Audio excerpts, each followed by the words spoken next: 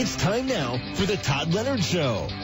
Leave those negative stories behind as we focus on the positive and hear from those who give back and help others. Let's start your day with some inspirational stories. Now, here's your host, Todd Leonard.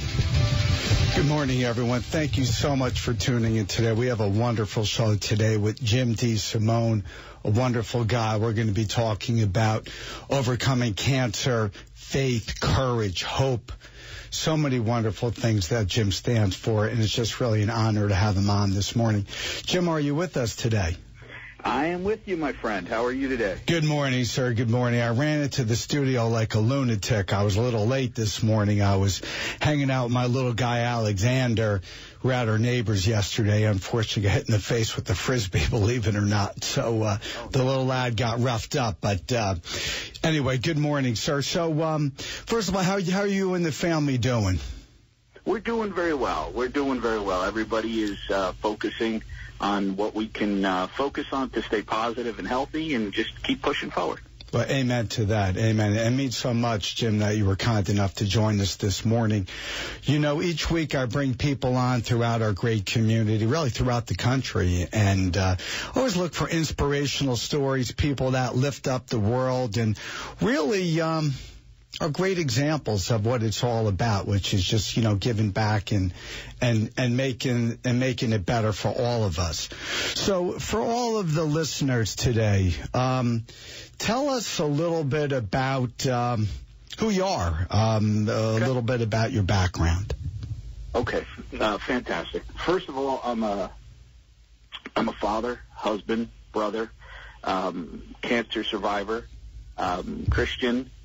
And I'm a average guy working 70 to 80 hours a week in the automotive business, trying to make a living and trying to do it the right way, trying to do it with faith of Jesus Christ, trying to do it with the love of the family, and trying to make people around me proud, better, healthy, happy, educated. That's pretty much who Jim DeSimone is, I think, today. Well, it's wonderful, Jim, that, first of all, being a survivor, I love people that really just epitomize strength and courage. And you mentioned, you're a cancer survivor, and, it means so much. Each week I bring folks on who, candidly, they just open their hearts and they share their stories. And that's really what the Todd Leonard Show's about, Jim, is just people being real, being authentic, just telling it the way it is. And once again, it means so much that you were kind enough to join us this morning. So let's talk about, who you are as a person, though. So I understand in researching, you've been in the automotive industry for a long time. I think you told me in some of the preparation, you've been literally in the automotive industry since you're 15. How the heck did you get involved in the automotive industry? Oh, well, I guess some would say good luck, some would say bad luck. My family has been in the automotive industry, everyone but my dad. My uncles have all been in the automotive industry, and at 15 years old, I needed a job, and I needed to work on the weekends and after school, so my Uncle Joe ran a car dealership in Ramsey. We grew up in Lodi. He would pick me up in the morning, bright and early, drive me to the dealership, and I would work out in the parking lot, picking up paper, picking up garbage, washing cars, doing all the little things that no one pays attention to but needs to keep a business running, cleaning bathrooms, whatever it took. And believe it or not, I liked it. And I liked the guys, and I liked the fact that you could help people in a different way that people maybe weren't used to. So my uncle gave me an opportunity to learn the different departments. And I started washing cars and cleaning them and detailing, which is tougher than people think. And then I learned to be a mechanic. Not a very good one, but I was a mechanic. And I moved through each department. And I worked in every department in an automotive dealer that you could work in. And I learned every person's job over the years. And I held my first management job. I ran Toyota of Morristown, believe it or not, when I was 21 years old. It was a very, very big job for me at the time. I worked 7 days a week in order to be able to learn and prove to everybody I could do it. And I did it. And I just didn't take no from there. I moved up the ladder.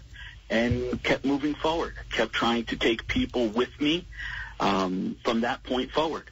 I have some of the same guys I worked with at Toyota Morristown 28 years ago, still with me today.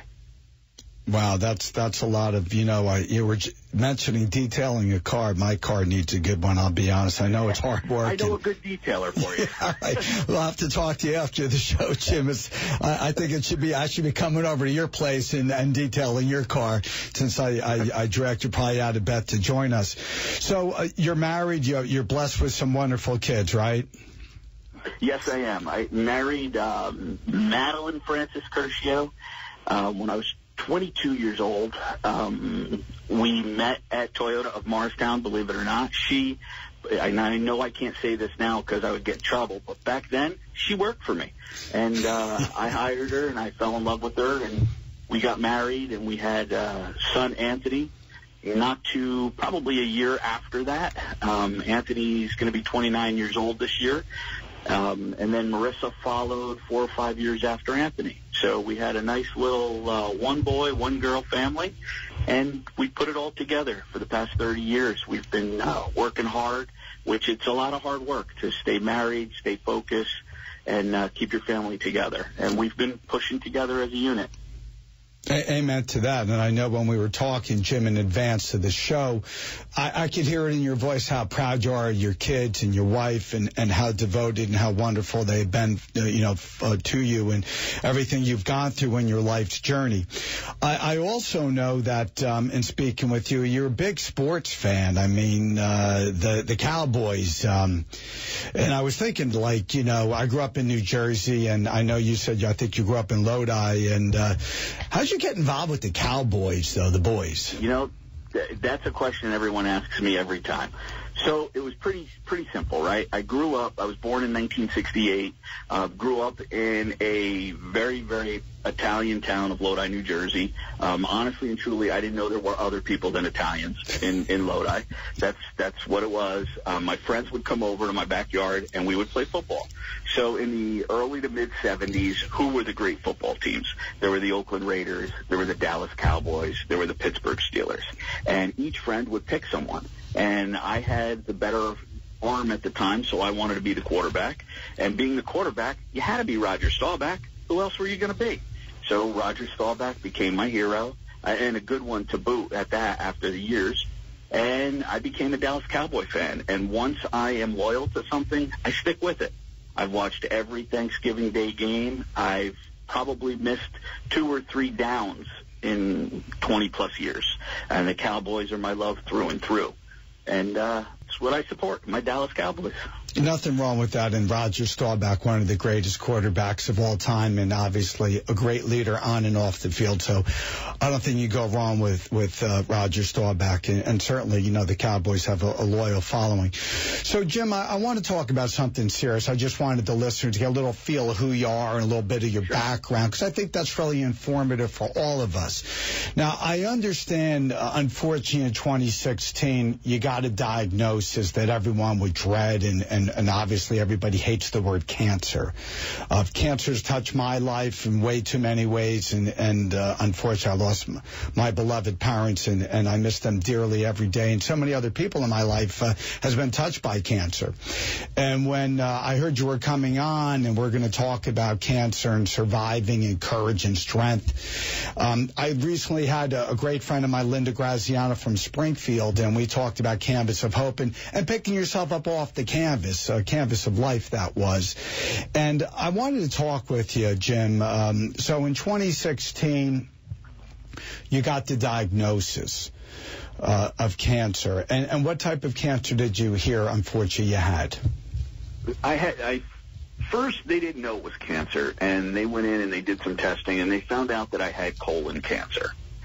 And the truth of the matter is, initially, I thought I was having chest pains, but it turned out that I was 2 pints low on blood, and I was bleeding internally pretty badly. And they told me that I would go into an immediate organ failure if I didn't get dealt with immediately. When they say immediately, I drove from work to the hospital where I stayed at that point. I was diagnosed with colon cancer, and initially that first word you hear, oh, my God, I have cancer, everybody thinks they're going to die, you know, because it's just such a bad word to hear. But my family came in, and we were tough, and we prayed, and we believed that I was too strong to get taken down so easily. They did the testing, and they found that I had advanced colon cancer, which is a tough thing because colon cancer is one of the only cancers that you could get and never, ever see that you're sick. A lot of people find out they have colon cancer and then they die. And it's shocking that people don't even know that because by the time you find out you have it, it's generally just too late. And that's a big deal in today's world. You need to go out and you need to get checked. And I'm probably the worst for that, believe it or not. But you need to humble yourself. You need to go to the doctor and you need to get checked. If not for yourself, but for your family. So we found out that I had colon cancer. And then I was on my way back to work after a surgery, and they told me, don't worry, we think we got it all. You should be good to go.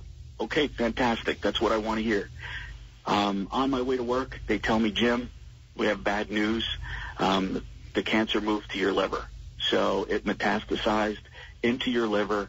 We went from stage 1 or 2 cancer, you have stage 4, and you have terminal cancer. Because things are so bad in the liver right now that we don't think that you're going to be able to survive a surgery. We don't think that you're going to be able to make it. And they gave me an 11% chance to live that first year. So at that point, I had to dig in, right? I had to dig in. I had to figure out what we were going to do. I had to figure out which way we were going to go as far as health and healing. I saw some local doctors, some local hospitals, and my family convinced me to go to Sloan Kettering in New York City and see a doctor with an angelic name, Dr. D'Angelica. Dr. D'Angelica sat across from me. He's maybe 3 or 4 years younger than I am, head of surgery. He looked at me and he said, I'm going to save your life. And he did.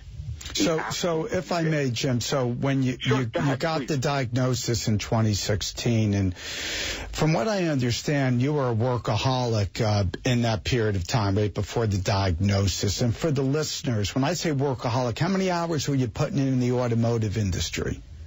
6 days a week, 80 hours a week at least, sometimes more. Right, and when you heard the word cancer and you first heard you had colon cancer, and just to digress, for all the listeners, everybody, the men especially certainly, they got to go for the screenings, and certainly it's unpleasant, but it needs to be done, and there's other tests they can do to screen the colon, but it's clearly critical for everyone to go for the periodic exams. And one of the reasons why, Jim, you're coming on today, hopefully to educate the public too in terms of that, I think that's vitally important. So you get the diagnosis, and when you heard the words that you had colon cancer first, did you think, oh my God, this is it, or did you think, I think we can beat this together? I mean, what was the first reaction? My first reaction for me, Jim DeSimone, my first reaction is to take in the words that someone's saying, right? Lose all the color in my face, and then take a deep breath. And I took a deep breath, and I said, I can beat it. But my first reaction wasn't for me.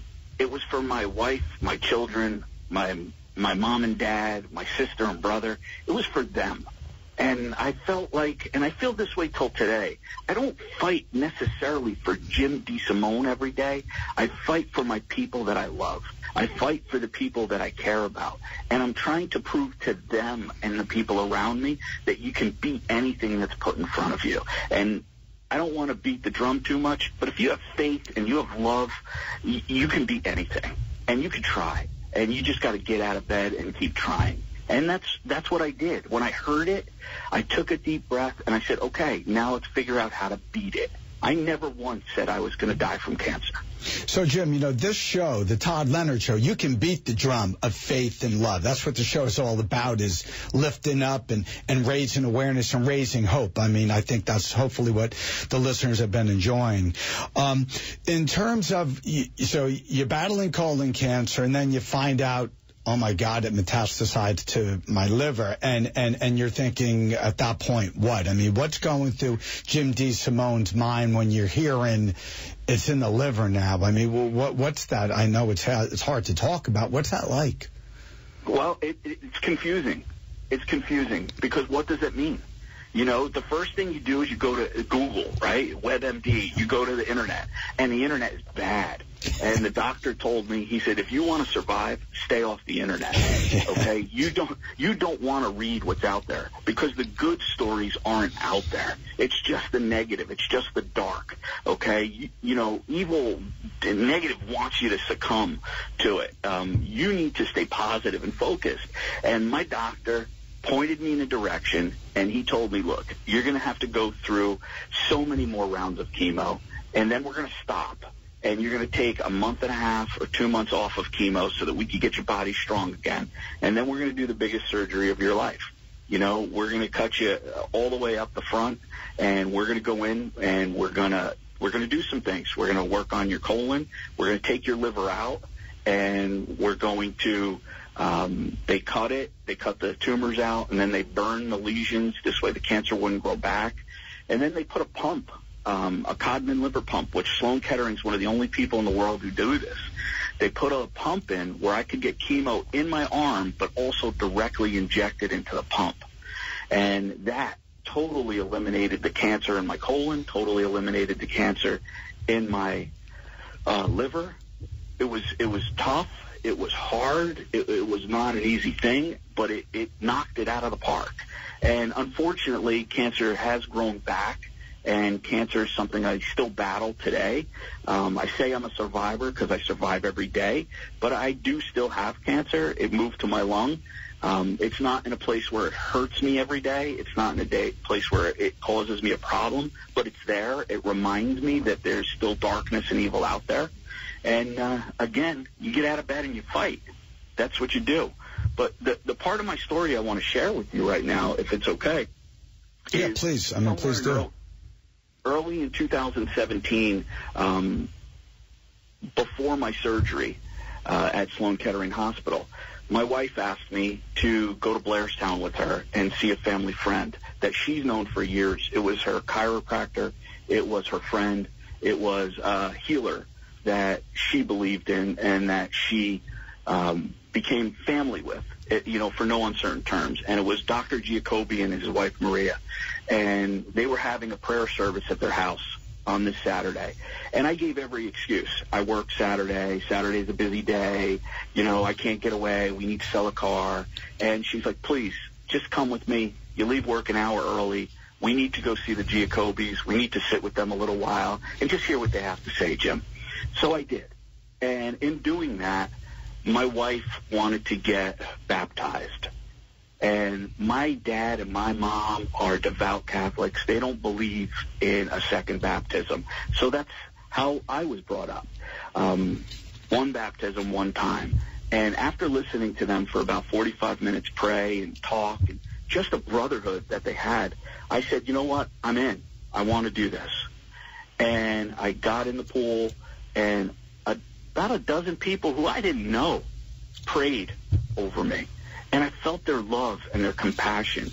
And I went under the water, and when I came back up, I knew at that point I was fighting something bigger than cancer, but I wouldn't let it win because Jesus Christ was on my side, and I was going to win the battle that I needed to win. And from that moment on, if I had determination, I had double determination. I had Super Bowl determination. And I felt Jesus come into my body and in my soul. I began to share my thoughts with other people. I began to start a little ministry on the internet where we text every morning a prayer, just something positive. And I tried to become a teacher instead of a manager. And it changed my life. That moment in time changed my life. So Jim, one of the things that is wonderful, and God bless you, and I pray that, you keep on battling and winning because you're a winner in life. one of the things that I like to explore is faith and hope and determination and inspiration for the folks. And I mean this sincerely. It means so much that you're sharing this story, because sadly cancer touches so many people, and there's so many ways people react to it. There's no right or wrong. People just react the way they do. That's just the way they're built, and I totally get it. I remember my late dad, God rest him. He lived in so much hope. He had pancreatic cancer, and sadly he was gone in 5.5 months. But his courage and determination, we lost him January 31st, 2009. But I remember his courage and the hope he gave us. And I love people that live in hope rather than despair, because, you know, once again, I mean, you got to lift up and help others along the way. And I just remember it like it was yesterday. We used to go to the Carol Simon Center, and once a month on a Thursday, we'd all get together with the pancreatic cancer, you know, people battling it, those battling it and their caregivers. And I remember just the courage, the strength, the determination, and it was inspirational, and I try to live the best life I can to lift people up. You talked about reaching out to folks and ministering. What's that like to start the day? And I don't care what religion you have. It's good to believe in God and pray for whatever you're praying for. You know, I think it's important, the power of prayer and miracles. I think that's so important. Walk us through, give us a little taste of the daily inspirational quote, because for those folks waking up Sunday morning, whatever they're up to, it's always good to start the day on a positive note. Why don't you give us a little taste of what we're talking about there, Jim? Absolutely. So I have a small group of gentlemen and ladies, and it started off with 2 or 3, and then other people heard about it, and then we grew as many as 20, and now we're down to about 15 who take it seriously. What we do is we share a text message, and the text message is generally a proverb, a quote from the Bible, a psalm, something 2, 3, 4 lines, nothing out of hand, always positive, always about how to start your day and bring joy and laughter and love to other people. And then other people right after that, they follow with a simple amen or nothing at all. There's people that I don't hear from that are in the group for 2 months. And yet I know they're looking at it. I know they're getting it. And then at the end of 2 months, something happens in their life and say, hey, Jim, you know, my wife is pregnant. Can the group say a quick prayer for my wife and the baby? My Aunt Mildred is not feeling well. Can the group pray? So I know they've been listening for 2 months. They're still there. And to me, that means the world, because they're finding that little bit of positive to start their day, and that little bit of brotherhood and Christianity and love in Jesus that is coming forward. And it doesn't have to be in a church. It doesn't have to be so structured. It could just be, hey, the two of us get together, say something positive, and make it feel good. Yeah, so, Jim, you know, I love the idea of starting the day, like I said, on a positive note, and that's why I love doing this show.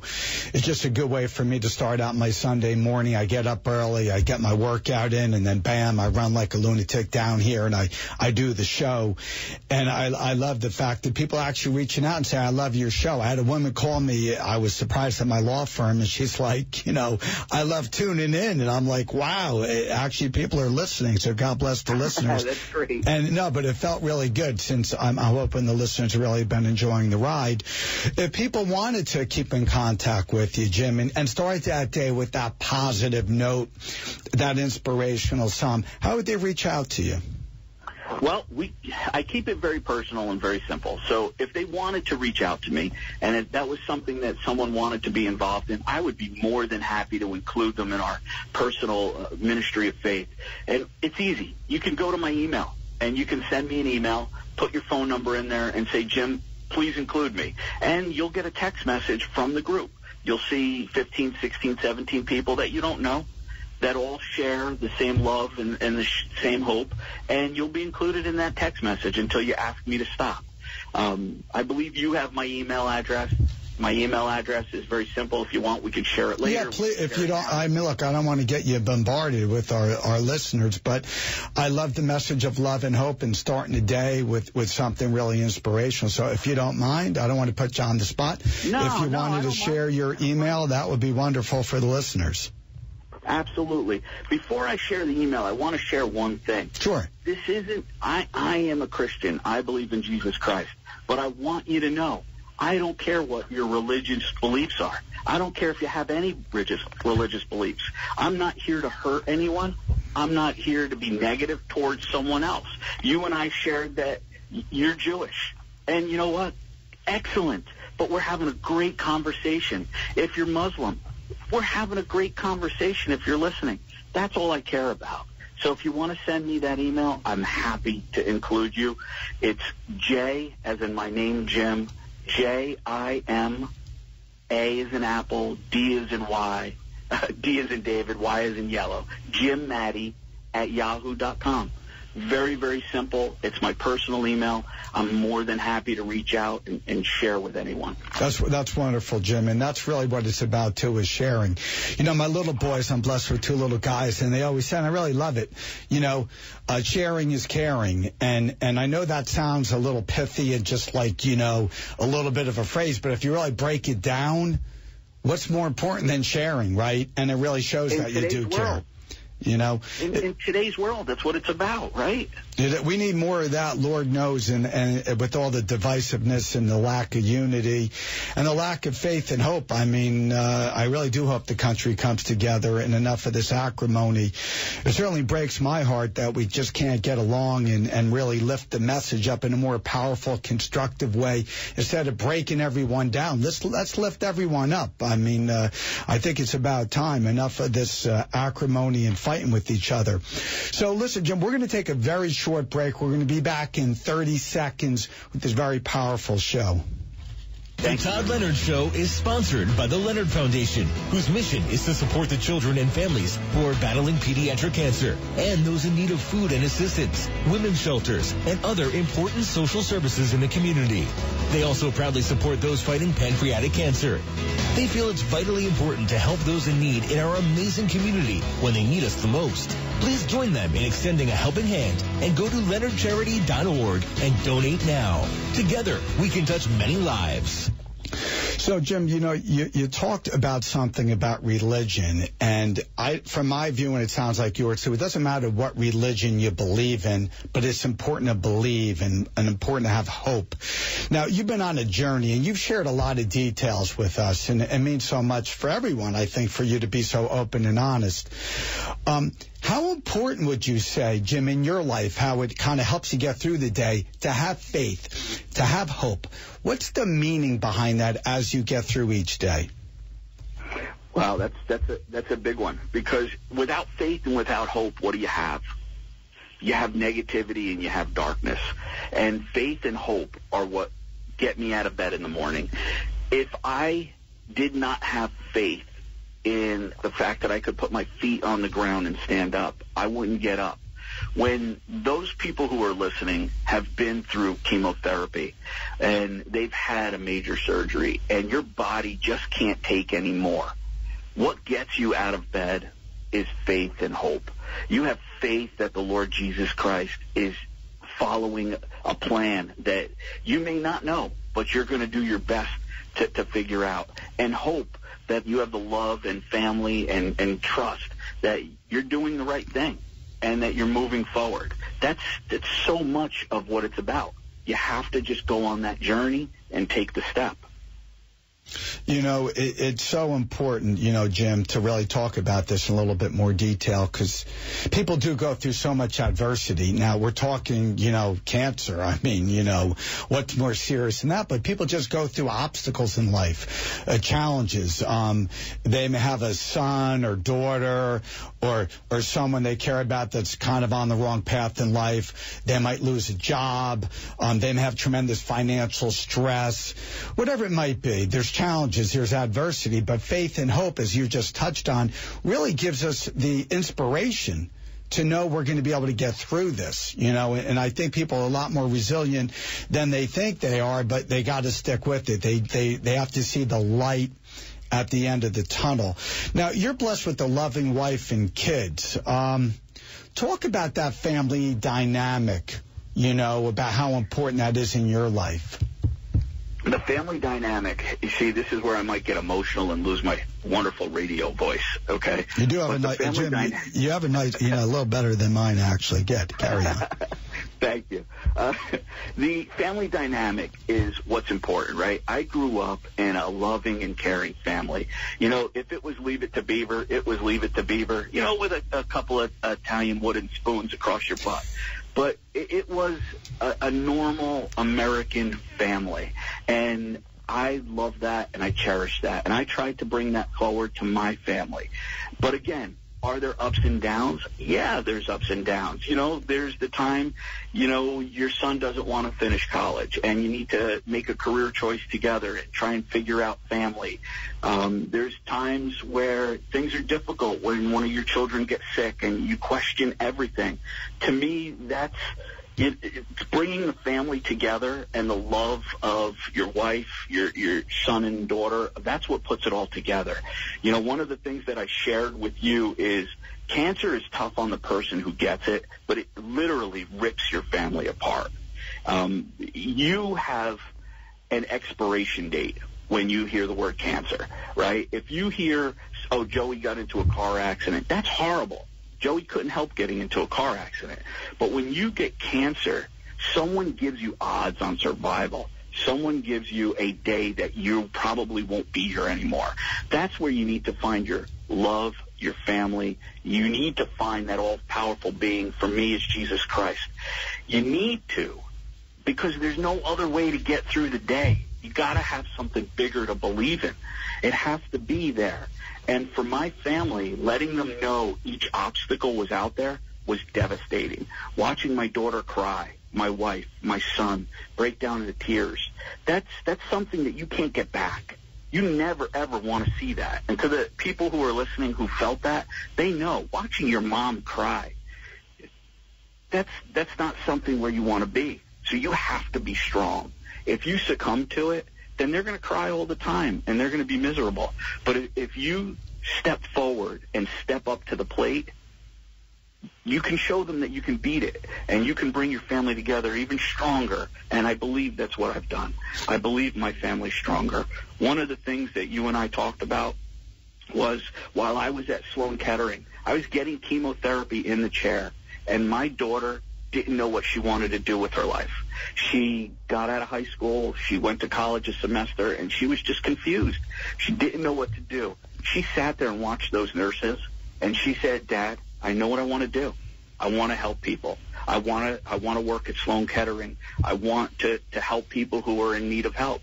And what did she do? She doesn't work at Sloan Kettering, but she went back to school. She got her certificates. She works at a great medical office in Morristown, and she's moving her career every day forward, helping people. And as a dad, how could that make you prouder?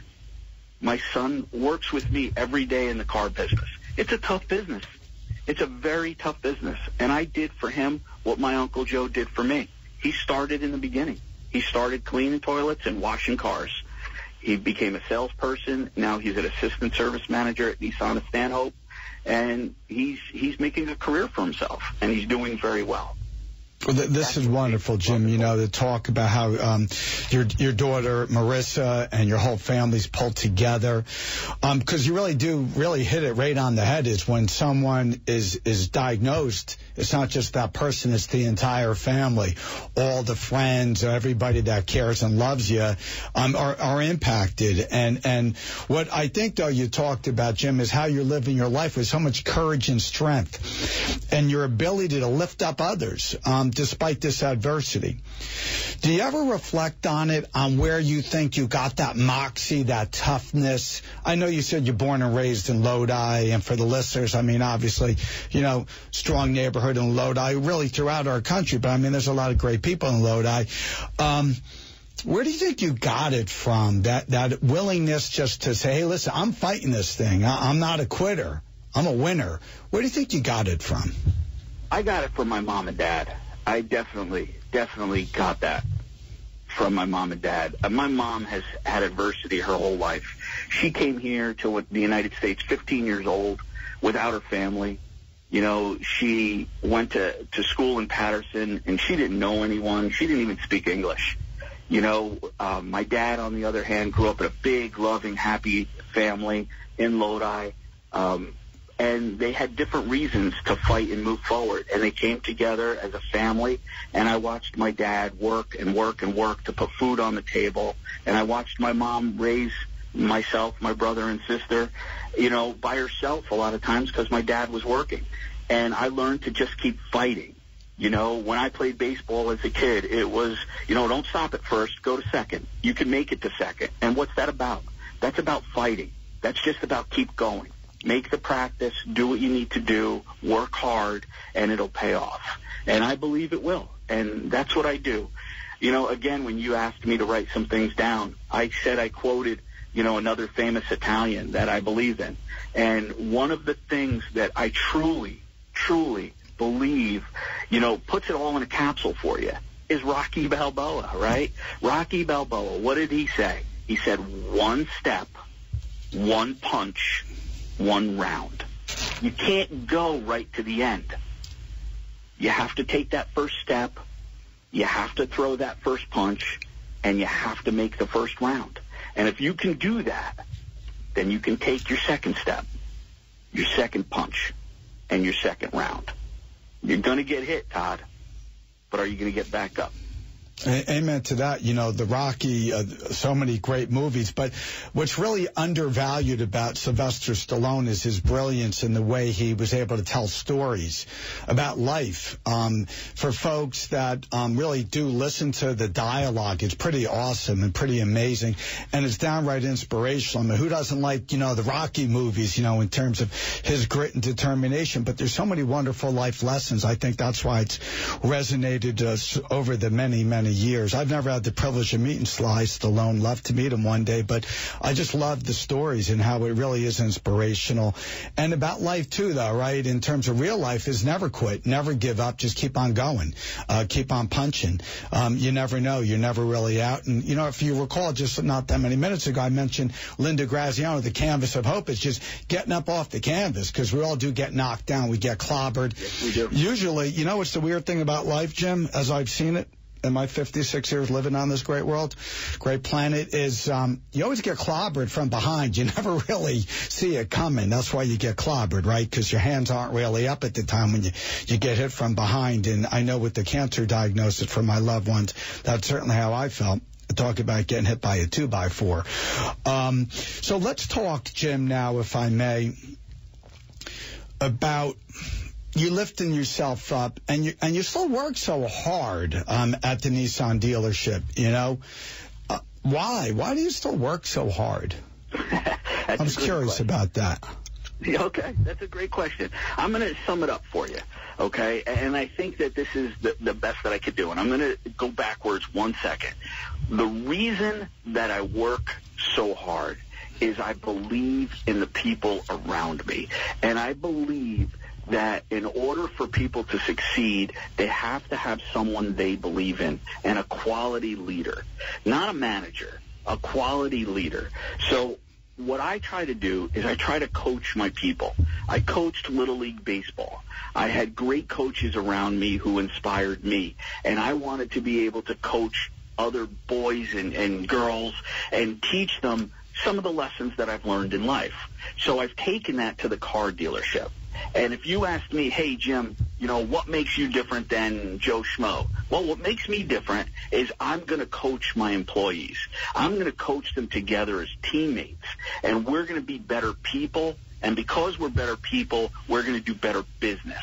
And because of that, because of leading by example, I feel that if I am not at the dealership, then how can I expect someone else to be at the dealership?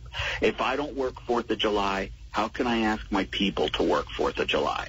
And I truly believe that. I don't believe because you're, you know, the next guy from the top that you should have more days off or more hours off.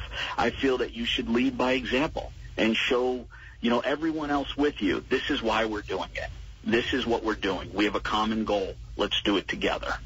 That's why I put the hours in that I do. And I feel that it motivates me to keep fighting. No, we were talking, obviously I try to be prepared each week as best I can. And we were talking, Jim, before the show about my late dad. He loved to work, and you love to work, and that work ethic, and just that's part of who you are, and that kind of keeps you going, and that's part of just, your DNA. We're living in a time, Jim, I wanted to get your thoughts on this, because we're in like the twilight zone that just will not end with COVID-19, and the adversity we're all kind of feeling, all that tension and anxiety. What are your thoughts about, life's lessons, what you're battling, and for all of us, dealing with COVID-19 and the practicalities of, there's a lot of adversity out there. People are social distancing, the business world's evolving, just everything is different now. What are your thoughts on that? It's a tough one, and it's constantly evolving, right? I mean, 2020 has rocked the entire world. 2020 is going to be one that goes down in history, for multiple reasons. People together, people apart, the disease, what's happening, what's not happening. It's so tough. The thing that I realized when we first heard what happened, my first thought was, wow, they could never shut the country down. This is America. How do they do that? And they shut the country down. And what we did is my wife said, you're going to work? I said, yeah, we have a business to run. We're essential employees. People don't necessarily consider us that until your car doesn't start. When your car doesn't start and we become essential, then we become important. So we went to work, myself, my son, a small group of people in the service department, a small group of people in the sales department who were dedicated. We went in every day. And what did we do? We hung plexiglass shields. We wore face masks. In the beginning, we wore gloves. We had the place bombed over and over again to kill any disease. We answered phone calls. We answered emails. We made people realize that we're here for them, and if they need us, we would help them. I had a woman, believe it or not, on a Sunday morning, reached out to our answering service, and you could tell that she was an elderly woman and she was scared. And she said, it's Sunday morning, my car's stuck at my mailbox. It's a Nissan, I don't know what to do. You know what? Sunday morning, COVID, cancer, I shouldn't be out. I got dressed to go help that woman because that's what people do. That's what we're supposed to do. That's what we're supposed to do in order to have that faith, that love, that hope.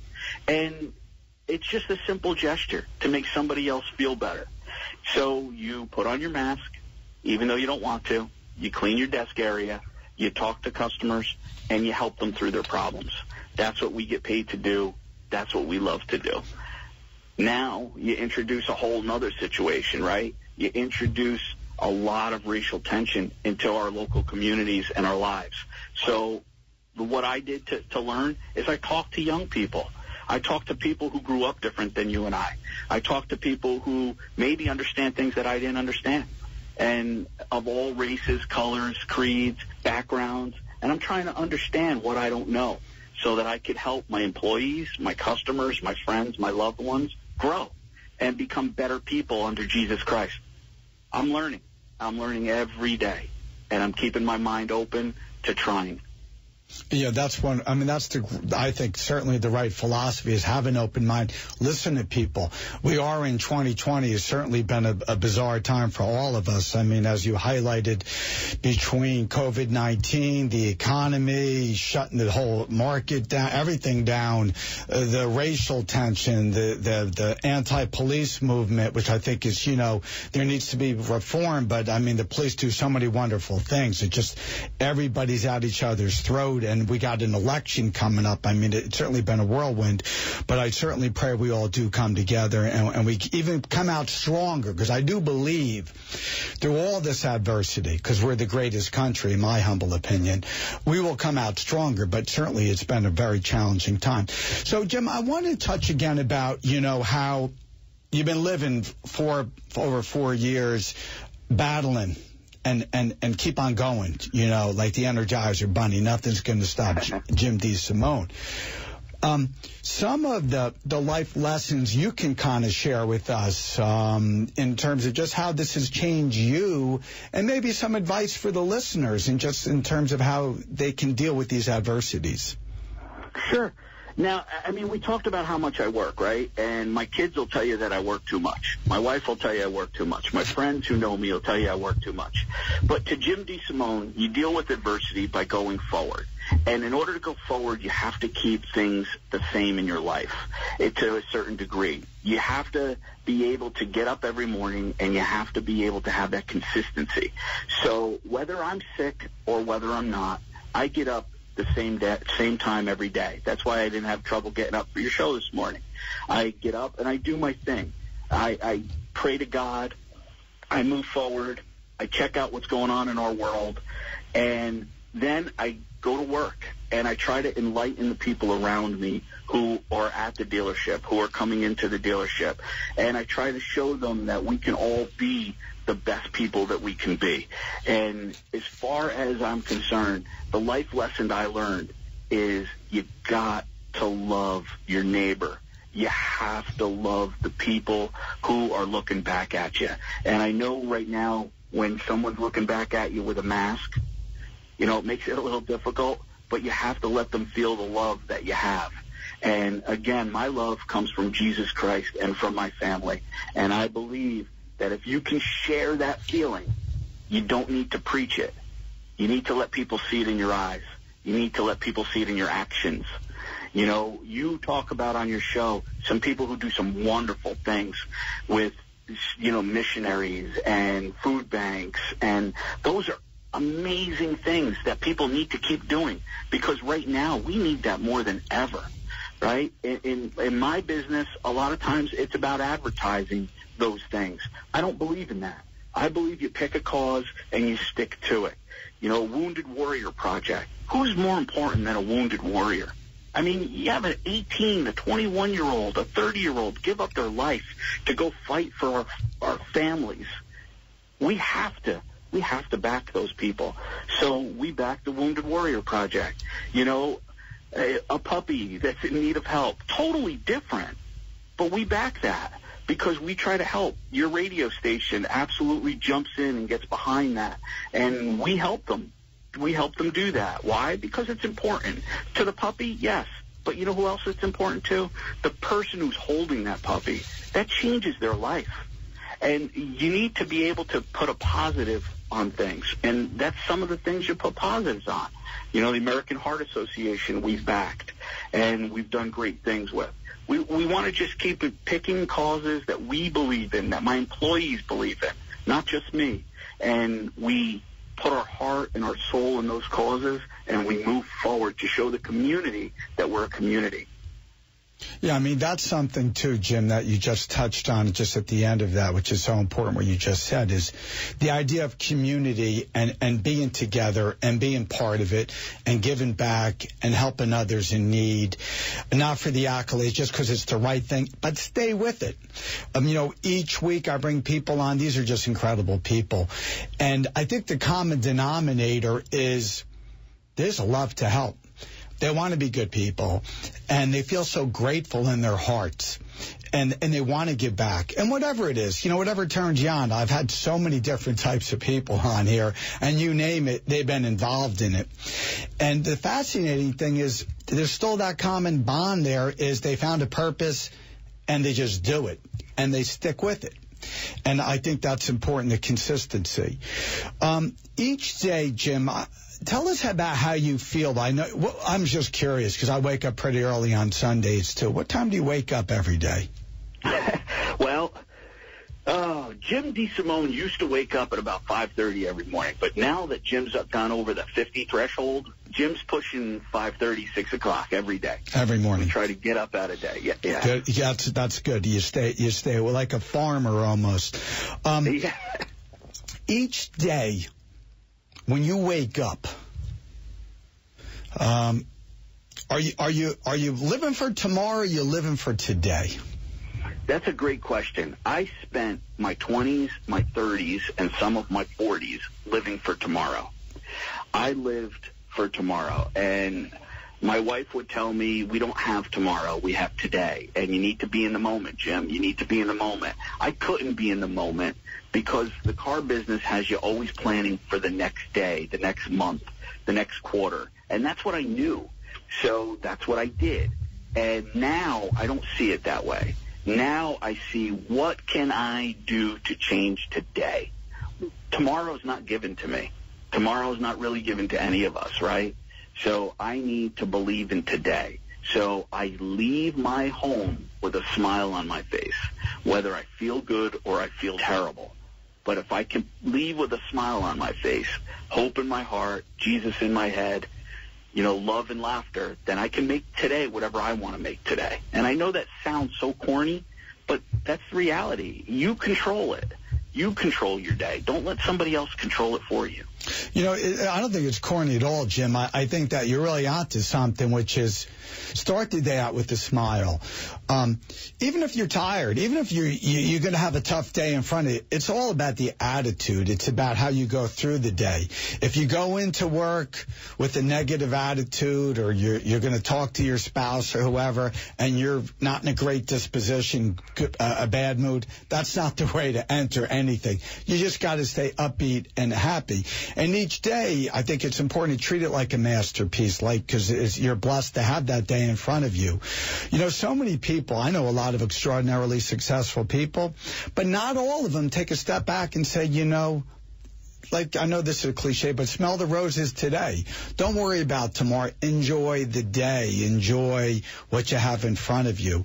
But life is a journey. There's no question about it. You touched a little bit about your son, Anthony, and how he's in the automotive industry now. And I go back to my late dad, and one of the beautiful things about the show, I never thought I would be able to talk so much about my late parents who have meant the world to me, and hopefully I make them proud of everything I do. And I'm not perfect. If I make a mistake, I'd certainly try to own up to it. But the idea of you're carrying on that legacy to impart it in your kids and with your son, and he's watching you. Because I worked every day with my late dad. My dad was an extraordinary trial lawyer, but an even better dad. And I remember all the life lessons I learned from my dad about just worked his family off, treated everyone unbelievably well. It was just to this very day when I have the great honor of having people talk about my late dad, it's because of the feelings he left those people with, about how he treated them, how much respect and admiration he had for people, and they felt the same way. One of my late dad's friends, Herbie Trinkler, who listens to the show, would be able to echo that. My dad left people with that feeling he cared so much about him. What's it like to leave that legacy, to give your son that legacy of who you are? I think it's tremendously important. My son never thought he would end up in the car business. He loved cars because he grew up around them, but that's not what he wanted to do. And it started out as a part-time job in the summer, right? Working through high school, working through college, part-time. This is what I'm going to do. And then it kind of evolved into something different. And he watches me, and he hopefully learns the lessons that I want him to learn. And then we talk about it at times. We try not to talk about work at home because I need to have my son at home, not my employee. But we talk about things that maybe we would have never have talked about in this fashion. At 28, 29 years old, his focus is growing and making money, right? His focus is, I want a house, I want this, I want that, right? All the things that he should want, and that's great. But I want him to see that sometimes it's okay to step over a nickel and not pick it up, because helping that person will reward you emotionally, mentally, faithfully. It'll pay rewards that you can't even count on now. And I think he's starting to see that when I take care of someone, he'll look at me and say, Dad, that person was nothing but terrible to you. They yelled at you, they screamed at you, they lied to you, whatever the case may be, an employee sometimes or a customer. And you went out of your way to help them. Why'd you do that? Because it was the right thing to do. Plain and simple. Anthony, just do the right thing. If you do the right thing, it will reward you. You'll sleep at night. It'll reward your family, and you'll reap benefits from it that are be endless. Just do the right thing. And I hope in the car business, there's been a lot of people that love Jim DeSimone, and there's a lot of people who don't like Jim DeSimone. The people who love Jim DeSimone understand that I pushed them as hard as I could push them so that they can be everything I saw that they could be. And the people who don't like me are the people who didn't want to be pushed, who are happy being okay. And I hope there's a lot more of the love Jim DeSimone and understand that I was there for them to teach, to learn, and to try and take them to the next level. And I think as a legacy, for my son to have that would mean the world to me. And for people to say, hey, your dad taught me a lot, that would go so far for me. It's gone for you and your dad. Yeah, Jim, I think you're teaching a lot of people. What you've been doing is wonderful. The way you live your life, and I think it's so inspirational. But before we conclude this so important, very powerful, very emotional segment with you, Jim, you talked about Sloan Kettering, which is one of the most wonderful and gifted hospitals really in the world. But what you talked about how your doctor gave you hope, because I know how important hope is, especially when you're dealing with something. Is there anything that you wanted to sum up for your feelings about Sloan Kettering and about how they've been so inspirational and so involved in your life these last 4 years? I would love to. Memorial Sloan Kettering is an amazing, I don't have words to sum up how great they are. The employees at Memorial Sloan Kettering in New York City, I go to Basking Ridge because it's convenient for me. I don't need to go to New York City campus any longer. Basking Ridge is my place to be. The nurses, there's a nurse named Jamie who lives locally who maybe will be listening to your show. She goes out of her way to help me when I walk in the door. There's a young man named Patrick who's at my doctor's office who every time greets me with a smile. Hey, Jim, how are you today? Patrick, if I was so great, why would I be here? We laugh and we joke and we move forward. And it's that way from the people who work security that let you in the building, to the young people who check you in, to when you're saying goodbye, to the people who are donating their time, walking around, say if you want a ginger ale and a cracker. Everybody knows that they're there with one goal, and that's to help the person who's sitting in front of them. And they make you feel so important, so loved, that anything is possible. There's never a negative moment when I go to Sloan Kettering. And there's people that break your heart that you see them suffering. I know, I said it. I have stage 4 cancer, right? And it's terminal cancer. You can't get any different words than that. But there's people I see that are suffering, and I want to reach out to them and help them because I'm not in as bad shape as they are. And Sloan Kettering is all about that. It's about love, hope, and it's about sharing the message. And if you follow them on Instagram or whatever the case may be, they're doing a Survivor series this week, and they're showing survivors, people who, before and after at Sloan Kettering. It's so important. God bless Sloan Kettering. I don't know if I could say that more. Jim, I want to say God bless you. I would say that, nurses are angels. The doctors are incredible, devoted folks there. Really, the entire healthcare industry with COVID-19, everything, they're really heroes. It's about time they're getting their just due. Before I end the show, Jim, I just want to say thank you so much again. God bless you and your family. I love your inner strength, your courage, your faith, your resiliency, and you're a winner in life. So keep up what you're doing, Jim DeSimone. You're a wonderful man, and I'm so much better to have this great opportunity to speak with you today. So please take care of yourself. For the listeners, this is going to be my last show on WMTR. I've enjoyed this ride for over 9+ months, having wonderful people on. I'm going to be making a much larger platform. I hope that you'll join me on the journey on the Todd Leonard Show.